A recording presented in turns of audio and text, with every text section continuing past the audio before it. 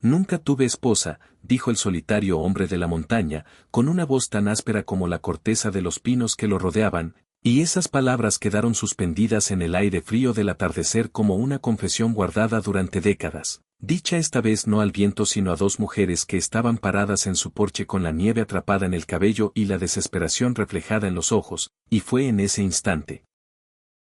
Antes siquiera de saber sus nombres, antes de entenderlo profundamente que cambiarían su vida.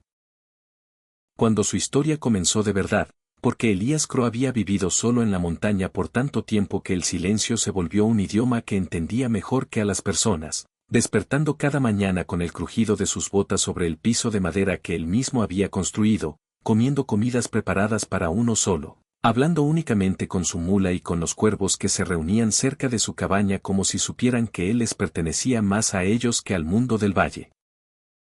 La gente de abajo lo llamaba raro, algunos decían que estaba roto, y otros murmuraban que un hombre no elegía una soledad así a menos que estuviera huyendo de algo, pero la verdad era más simple y más triste.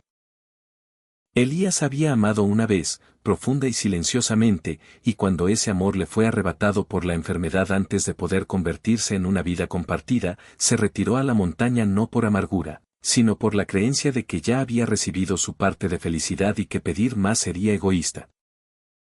Los años pasaron al ritmo de las estaciones y la supervivencia, y aunque sus manos seguían fuertes y capaces, su corazón permanecía cuidadosamente cerrado, hasta la noche en que dos viudas abandonadas subieron por el estrecho sendero hasta su puerta, una mayor con el cabello entretejido de hilos plateados y los ojos afilados por el miedo disfrazado de orgullo, la otra más joven con una mirada vacía nacida no solo de la muerte, sino de haber sido dejada atrás por una comunidad que ya no sabía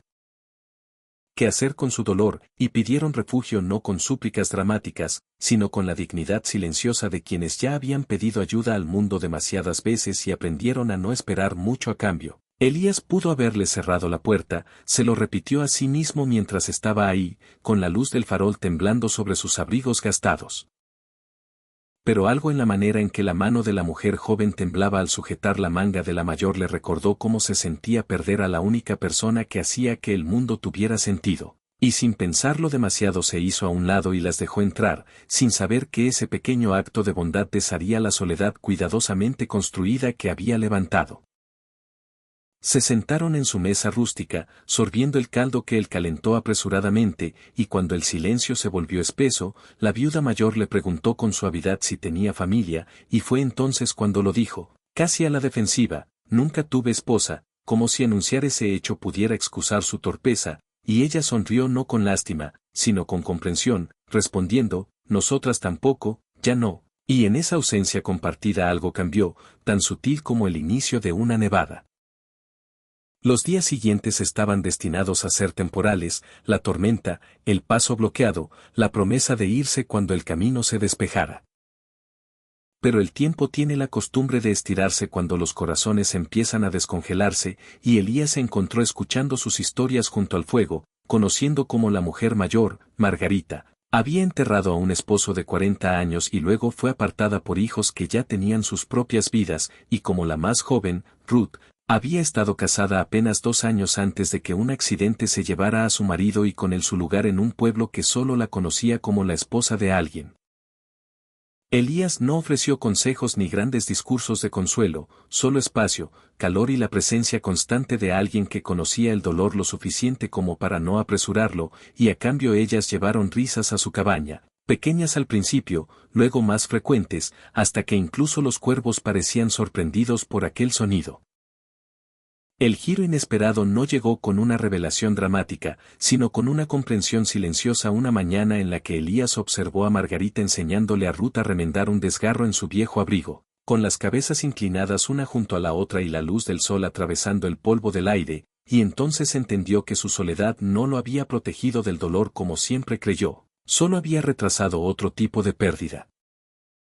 La de los momentos compartidos, la de sentirse útil para alguien más, la de permitir que la vida lo sorprendiera. Cuando llegó la primavera y el sendero se despejó, las mujeres se prepararon para irse, con la gratitud escrita en el rostro, y Elías sintió un pánico inesperado, una opresión en el pecho que le anunció el regreso a un silencio que ahora le resultaba insoportable, y en la puerta Margarita se volvió y dijo, Nos diste refugio cuando no teníamos a dónde ir, y Ruth agregó en voz baja.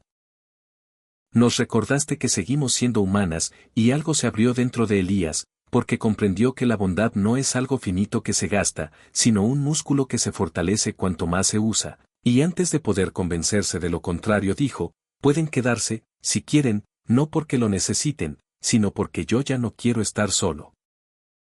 Y el clímax emocional no estuvo marcado por lágrimas ni abrazos dramáticos, sino por el asentimiento silencioso de Ruth y el suspiro aliviado de Margarita, por la simple verdad de que 3 personas solitarias se habían elegido. Construyeron una vida en la montaña que no era tradicional ni perfecta, pero sí llena de comidas compartidas, trabajo compartido y un propósito común, abriendo su cabaña a otros que subían por el sendero en busca de ayuda, transformando un lugar de aislamiento en un refugio, y Elías aprendió que aunque nunca tuvo esposa, tuvo algo igual de profundo. Una familia nacida no de la obligación ni de la costumbre, sino de la compasión ofrecida libremente, y con los años, cuando las historias del refugio de la montaña se esparcieron, Elías solía repetir su vieja frase con una sonrisa serena, nunca tuve esposa, y luego añadía, pero tuve más amor del que jamás creí merecer, una verdad que dejaba a todo el que la escuchaba, especialmente a quienes se sentían olvidados. Creyendo de nuevo en el poder silencioso y transformador de la humanidad y en la sencilla decisión, capaz de cambiar el mundo, de abrir una puerta.